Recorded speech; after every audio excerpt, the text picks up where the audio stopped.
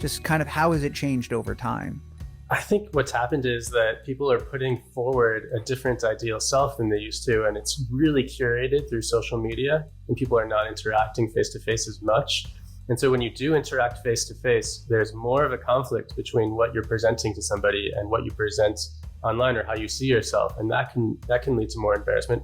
The fact that there's fewer face-to-face encounters and people don't talk as much with strangers means that they're not as comfortable navigating those awkward situations. And I think awkwardness, of course, just arises when you don't know what the social norms are, which means that people are not willing to enter situations in which the social norms are unclear as much. So I do think that, and this is, not completely, it's all very recently studied things. But I do think that there is an effective social media here, especially in the youngest generation. And you start to see that in adolescence, especially where, I think the reason maybe that you remember that story so vividly, Matt, is that in adolescence, you start to, your ideal self changes really fast. You start to want to have status. And so anything that really reveals that you are actually lower in status than the way you want to present yourself is mortifying, right?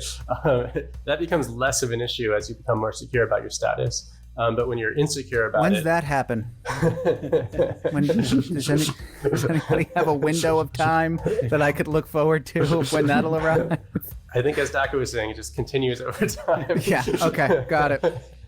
Such is the human experience. Yeah, I mean, I was going to. I don't think from studying embarrassment, my levels of embarrassment have gone down. I think my self-awareness of feeling embarrassment has only gone up, which maybe has made it worse. But at least in the moment, I kind of analyze why it is that I'm feeling awkward or embarrassed, and I can identify, this is sort of an unclear situation.